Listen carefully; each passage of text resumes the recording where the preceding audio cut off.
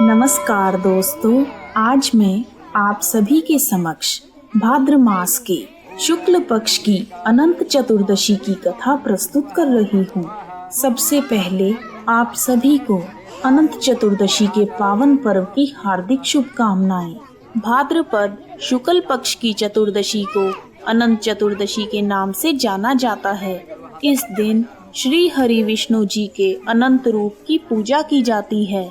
यदि कोई व्यक्ति इस व्रत को लगातार 14 वर्षों तक नियम पूर्वक करता है तो उसे विष्णु लोक की प्राप्ति होती है। भगवान सत्यनारायण के समान ही अनंत देव भी भगवान विष्णु का ही एक नाम है और इसी कारण इस दिन सत्यनारायण भगवान का व्रत और कथा का आयोजन भी किया जाता है। अनंत चतुर्दशी के दिन ही गणपति विसर्जन का धार्मिक समारोह होता है, जो कि लगातार 10 दिन के गणेश उत्सव के समापन का दिवस होता है। इस दिन भगवान गणपति की प्रतिमा को बहते हुए जल वाली नदी, तालाब या समुद्र में विसर्जित किया जाता है। यह वही प्रतिमा होती है जिसे व्यक्ति गणेश चतुर्थी के दिन अपने घरों में स्थापित करते हैं। आइए अब शुरू करते हैं अनंत गुणा फल प्रदान करने वाली अनंत चतुर्दशी की कथा को। बोलो बांके बिहारी लाल की जय। जय श्री कृष्णा। प्राचीन काल में श्री गंगा जी के तट पर धर्मराज युधिष्ठिर ने वीर जरासंध को मारने के लिए रासू यज्ञ का आयोजन किया। रासू यज्ञ करने के लिए युधिष्ठिर तथा अन्य पांडवों ने एक ऐसे यज्ञ मंडप का निर्माण करवाया जो बहुत ही सुंदर होने के साथ साथ अद्भुत भी था। वह इतना मनोरम था कि जल व थल की भिन्नता प्रतीत ही नहीं हो रही थी, यानी जल में स्थल तथा स्थल में जल की भ्रांति हो रही थी। सरल शब्दों में कहूँ तो ऐसा था कि जल में देखने पर लगता था कि हम जमीन पर खड़े हैं, जमीन पर खड़े होते थे तो ऐसा लगता था कि वह जल है। और अत्यंत सावधानी रखने के बावजूद भी बहुत से व्यक्ति उस अद्भुत मंडप में धोखा खा चुके थे। युधिष्ठिर ने रासु यज्ञ के लिए कई राजा महाराजाओं को भी आमंत्रित किया था। एक बार कहीं से टहलते टहलते धृतराष्ट्र जी के पुत्र दुर्योधन भी उस यज्ञ मंडप में आ गए और एक जल से भरे तालाब को स्थल समझकर उसमें गिर गए। संयोग से द्रौपदी अपनी दासियों के साथ वहीं पर उपस्थित थी और दुर्योधन को इस जल थल के भ्रम का शिकार होते देखकर उसे हंसी आ गई और उन्होंने बहुत मजाक उड़ाया और कहा, अंधे की संतान भी अंधी है, क्योंकि दुर्योधन के पिता धृतराष्ट्र जन्म से ही अंधे थे। द्रौपदी के इस ताने भरे उपहास से दुर्योधन बहुत नाराज हुआ। यह बात उसके हृदय में बाण के समान चुभने लगी और अपने इस उपहास का बदला उसने पांडवों को द्यूत क्रीड़ा में हरा कर लिया। पराजित होने पर प्रतिज्ञा के अनुसार पांडवों को 12 वर्ष का वनवास भोगना पड़ा, जहां पांडव अनेक प्रकार के कष्ट सहते हुए बहुत कष्टपूर्ण जीवन जी रहे थे। एक दिन भगवान श्री कृष्ण जब उनसे मिलने आए तो युधिष्ठिर ने अपने कष्टपूर्ण जीवन के बारे में प्रभु को बताया और अपने दुखों से छुटकारा पाने का उपाय पूछा। तब श्री कृष्ण भगवान ने उपाय के रूप में उन्हें कहा, हे युधिष्ठिर, तुम विधि पूर्वक अनंत भगवान का व्रत करो, इससे तुम्हारे समस्त कष्ट दूर हो जाएंगे और तुम्हारा खोया हुआ राज्य पुनः प्राप्त हो जाएगा। जब युधिष्ठिर ने इस अनंत चतुर्दशी पर किए जाने वाले अनंत भगवान के व्रत का महात्म्य पूछा तो इस बारे में श्री कृष्ण ने उन्हें एक कथा सुनाई, जो कि अनंत चतुर्दशी का व्रत करने वाले सभी व्रतधारियों को सुननी चाहिए। यदि कोई व्यक्ति व्रत ना कर पाए तो वह इस कथा के श्रवण मात्र से ही अनंत गुना फलों को प्राप्त कर सकता है। आइए शुरू करते हैं। प्राचीन काल में सुमंत नाम का एक नेक तपस्वी ब्राह्मण था, जिसकी पत्नी का नाम दीक्षा था। उसकी एक परम सुंदरी, धर्मपरायण तथा ज्योतिर्मयी कन्या थी, जिसका नाम सुशीला था। सुशीला जब बड़ी हुई तो उसकी माता दीक्षा की मृत्यु हो गई। पत्नी के मरने के बाद सुमंत ने कर्कशा नाम की स्त्री से दूसरा विवाह कर लिया। सौतेली माता कर्कशा सुमंत की पुत्री सुशीला को पसंद नहीं करती थी और उसे तरह तरह के कष्ट प्रदान करती थी। धीरे धीरे समय बीतता रहा और सुमंत को अपनी पुत्री सुशीला के विवाह की चिंता सताने लगी। तब कौंडिन्य ऋषि ब्राह्मण सुमंत के घर पर आए और उन्होंने सुमंत से उनकी पुत्री का हाथ मांगा। कौंडिन्य ऋषि काफी धन संपत्ति वाले ब्राह्मण थे। उनके पास भौतिक सुख व वैभव की कोई कमी नहीं थी। कौंडिन्य ऋषि की बात सुनकर सुमंत बहुत खुश हुए और उन्होंने खुशी खुशी अपनी पुत्री सुशीला का विवाह कौंडिन्य ऋषि के साथ कर दिया। लेकिन दहेज प्रथा के अनुसार जब बेटी की विदाई करने लगे तो बेटी और दामाद को कुछ देने की बात आई। तब सौतेली माँ कर्कशा ने अपने दामाद को कुछ ईंटें और पत्थरों के टुकड़े दे दिए।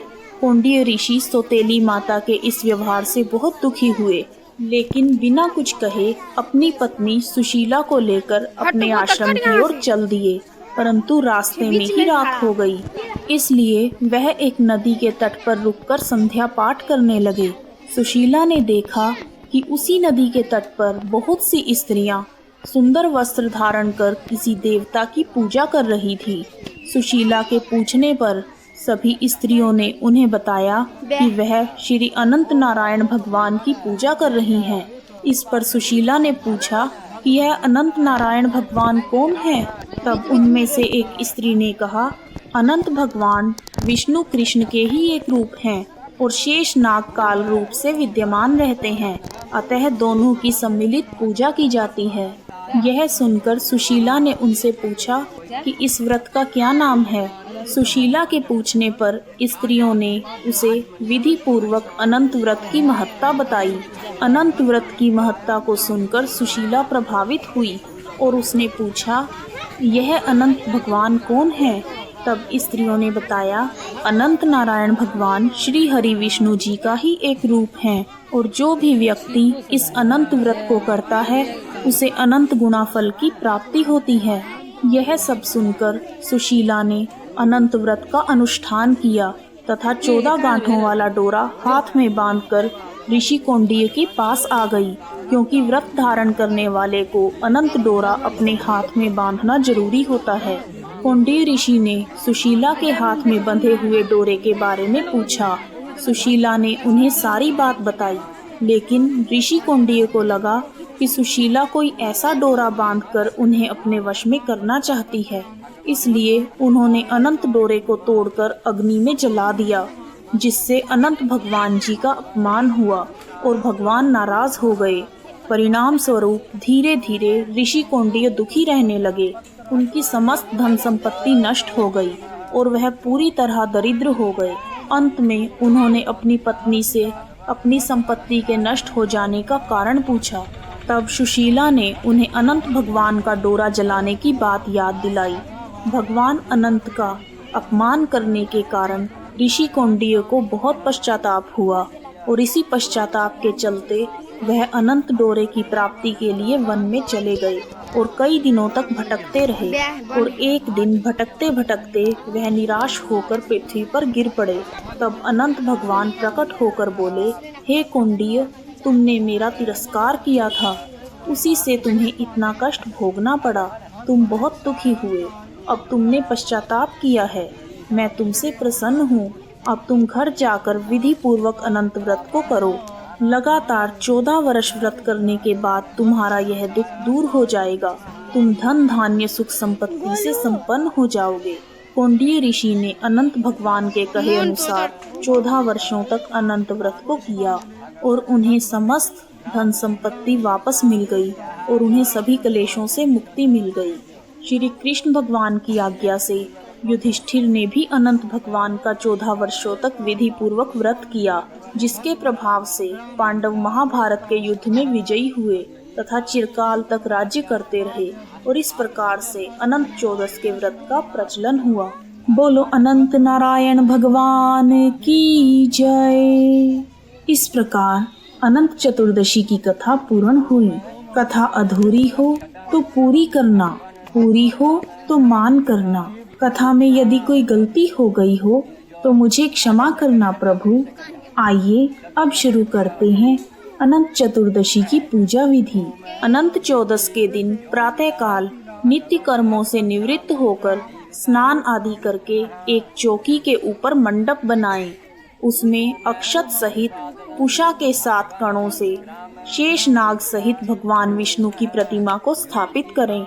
भगवान विष्णु की प्रतिमा के पास 14 गांठ लगाकर हल्दी से रंगे हुए कच्चे डोरे को रखें और गंध, अक्षत, पुष्प, फूल, दीप और नैवेद्य से उसका पूजन करें। यह 14 गांठें 14 लोक को निरूपित करती हैं।